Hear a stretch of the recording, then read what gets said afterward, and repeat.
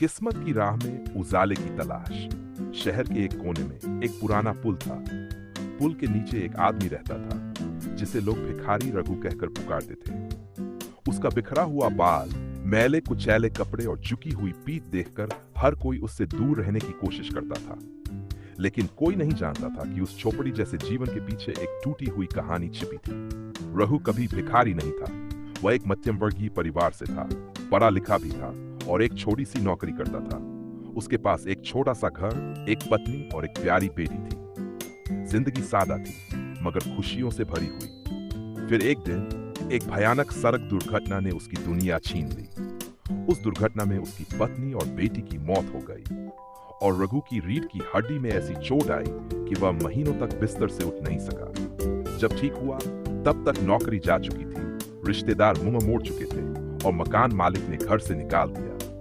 देखते देखते एक इंसान जो कभी दूसरों की मदद करता था, खुद दूसरों के रहम पर जीने को मजबूर हो गया।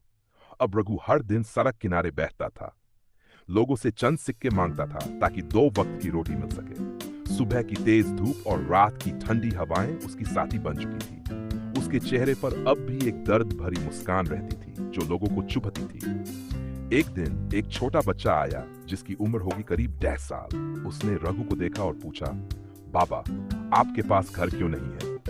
रघु ने मुस्कुराकर जवाब दिया, बेटा कभी था पर अब नहीं है। बच्चे ने फिर पूछा, आपको भूख लगती है? रघु की आंखों में आंसू थे मगर उसने सर हिलाया, हाँ बेटा, पर आदत हो गई है अब। बच्चा दौड़ कर गया और अपनी टिफिन बॉक्स से आधा पराठा निकालकर रघु को दिया। मम्मी ने 2 दिए थे, एक आप खा लो। रघु ने पराठा हाथ में लिया और नजरों से आकाश की ओर देखा, मानो भगवान से कह रहा हो, आज भी इंसानियत जिंदा है। उसे छोटे बच्चे की दया ने रघु के लिए कुछ जगा दिया। उस रात रघु सो नहीं पाया। वह सोचने लगा, क्या मैं हमेशा यूं ही जीता रहूंगा? क्या मेरी जिंदगी में कोई उद्देश्य नहीं बचा? अगले दिन रघु ने फैसला किया। उसने भीख मांगना बंद कर दिया और शहर के पास की एक मंदिर के बाहर बैठकर लोगों के जूते साफ करने का काम शुरू कर दिया। शुरुआत में लोग हिचकिचाए, लेकिन उसकी साफ नीयत और मेहनत देखकर धीरे धीरे लोग उसे जानने लगे। उसके पास कोई बड़ी दुकान नहीं थी, ना ही कोई छांव, बस एक छोटा कपड़ा और एक डिब्बा जिसमें वो पॉलिश रखता था। मगर उस डिब्बे में अब भीख नहीं, आत्मसम्मान भरा था। हर दिन वो कमाता, थोड़ा बचाता और शाम को पास के अनाथालय में जाकर बच्चों को कहानी सुनाता। वो कहानियां नहीं, उसका जीवन था। उसने खुद को नहीं बचाया, लेकिन वो अब औरों को टूटने से बचा रहा था। कई साल बीत गए। अब रघु बूढ़ा हो चुका था, मगर उसके चेहरे पर संतोष था।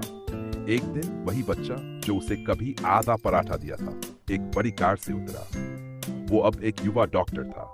उसने रघु को गले लगाया और कहा, बाबा, आज मैं जो कुछ भी हूं वो आपके कारण हूं। उस दिन आपकी आंखों में जो दर्द देखा वो कभी भूला नहीं और मैंने ठान लिया था कि बड़ा होकर किसी और को यूं दर्द में नहीं देखूंगा। रघु की आंखें छलक उठी। शायद भगवान ने उसे सब कुछ छीनकर किसी के जीवन की प्रेरणा बना दिया था। जीवन में सब कुछ खोकर भी अगर आप किसी और को जीत दिला सको तो समझो आपने हार नहीं मानी। सीख, हर भिखारी की झोली में सिक्कों से ज्यादा दर्द भरे किस्से होते हैं। हम जिन्हें सड़क का बोझ समझते हैं वो भी कभी किसी की दुनिया हुआ करते थे। कभी झुक कर देखो, शायद उनमें एक टूटा हुआ सितारा मुस्कुरा रहा हो। अगर